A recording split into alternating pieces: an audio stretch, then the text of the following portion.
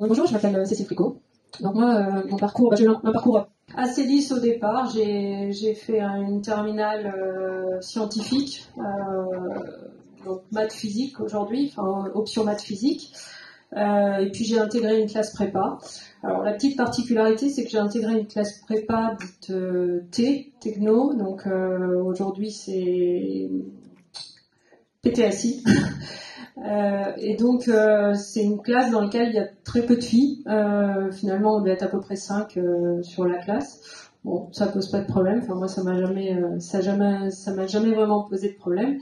Et puis j'ai passé des concours et j'ai intégré une école d'ingénieurs qui s'appelle les Arts et Métiers, l'ENSAM. Et là, pareil. Hein, enfin c'était et ça l'est toujours un milieu plutôt masculin puisque sur une promo de 150, on est une dizaine de filles. Voilà. Aujourd'hui, elles sont un peu plus nombreuses, mais ça reste quand même assez faible. Donc voilà, donc, tout ça pour vous dire que pour les filles, en tout cas qui m'écoutent, que c'est vraiment pas un problème de faire des métiers potentiellement. Enfin, moi j'appelle pas ça des métiers d'hommes. J'appelle pas ça des métiers d'hommes. Voilà, peut-être qu'ils sont vus comme des métiers d'hommes. En tout cas, ça n'en est pas. Voilà, donc après j'ai commencé ma carrière dans le conseil en organisation, j'y ai passé quelques années, et puis donc organisation d'entreprise, réorganisation, aménagement, enfin voilà, tout ce qu'on peut entendre derrière le terme d'organisation d'entreprise. Et puis j'ai suivi mon futur mari qui a obtenu un poste sur Lyon, et donc je l'ai suivi et j'en ai profité pour changer, prendre un virage dans ma carrière, parce que débuter dans le conseil d'organisation c'est bien, mais j'avais envie de voir quelque chose d'un peu plus opérationnel, et donc après avoir discuté un petit peu autour de moi, j'ai voulu explorer les métiers de la construction. Donc je suis rentrée dans une entreprise qui s'appelait Ineo, qui aujourd'hui est Equance,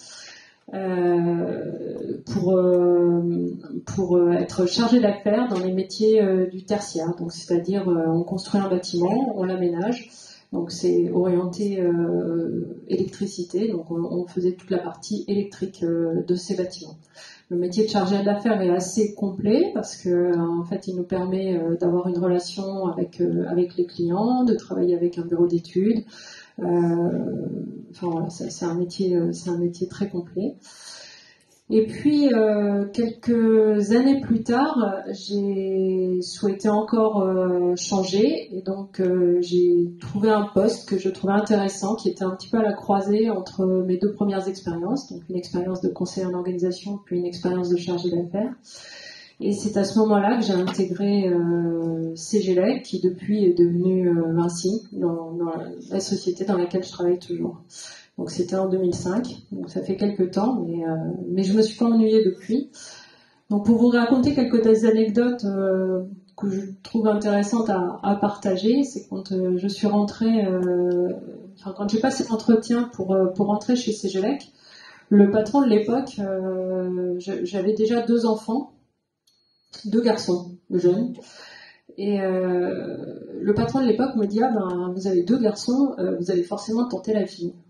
J'ai dit oui, je vais tenter la fille. Est-ce que ça pose un problème? Parce que bien sûr, ça veut dire être enceinte, ça veut dire être absente, voilà. Mais aujourd'hui, je pense que c'est des questions qui ne seraient plus posées, très honnêtement. Mais voilà, c'est quand même intéressant de l'avoir en ligne de mire, parce que c'est des questions qui sont peut-être plus posées, mais peut-être certains pensent encore.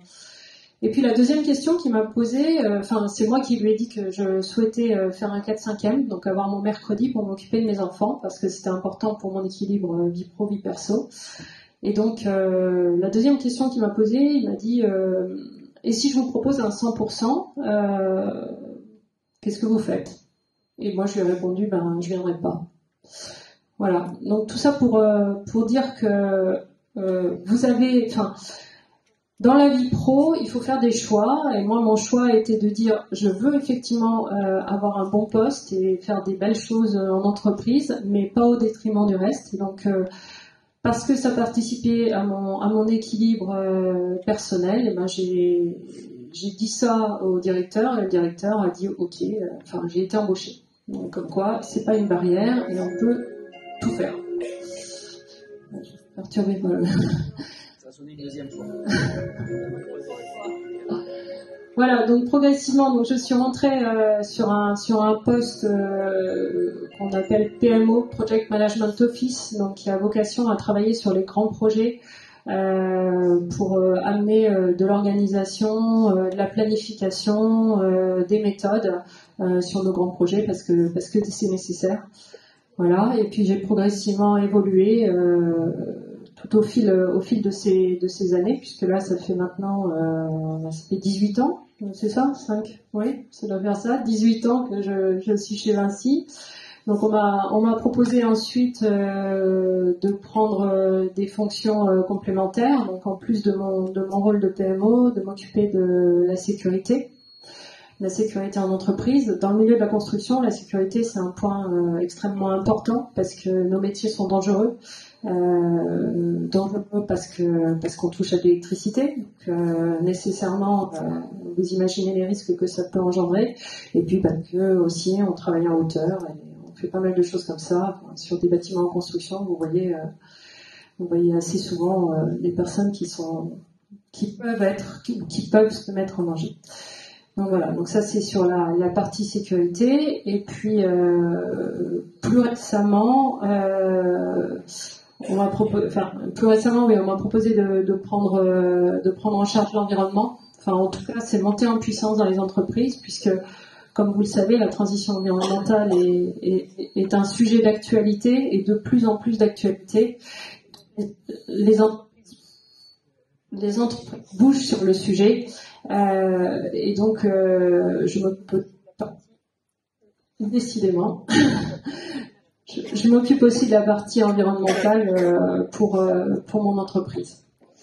Et puis à côté de ça, je fais aussi de l'informatique, de l'IT, et puis un petit peu de cybersécurité, puisque autre enjeu du moment, on est de plus en plus confronté à des problématiques dans le domaine de la cybersécurité. Donc c'est aussi un sujet qui doit être traité à part entière. Donc tout ça pour vous dire que d'un parcours d'ingénieur, donc les arts et métiers c'est plutôt orienté mécanique. Donc d'un parcours et de formation ingénieur mécanique, je fais aujourd'hui tout sauf de la mécanique. Voilà. Donc non seulement je fais plus des maths, parce que ça fait un bon moment que je me souviens plus de mes cours de terminale ni de prépa. La preuve en est, c'est quand il faut aider ses enfants, ça devient plus compliqué. Voilà. Mais non seulement je fais plus des maths, mais je fais plus de la méca, je fais plus tout ce qui était prévu peut-être au programme au moment où j'ai fait mes études. En revanche, une chose est sûre, c'est que je suis curieuse de nature. J'aime ça et j'aime ce qui est nouveau. J'aime apprendre. Je crois que ce qui est important, c'est qu'il faut jamais cesser d'apprendre. Il faut jamais cesser d'apprendre, et c'est pas parce que on a un parcours à un instant T. Moi, pour être tout à fait honnête, quand j'étais en terminale, j'étais bonne en maths, en physique, dans les matières scientifiques. Je me suis un peu laissée porter.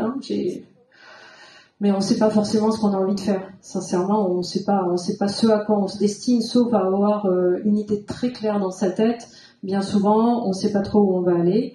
L'important, je crois que c'est d'être particulièrement curieux, d'avoir toujours envie d'apprendre, de jamais s'arrêter d'apprendre. Et voilà, on arrive à faire de belles choses en partant de là.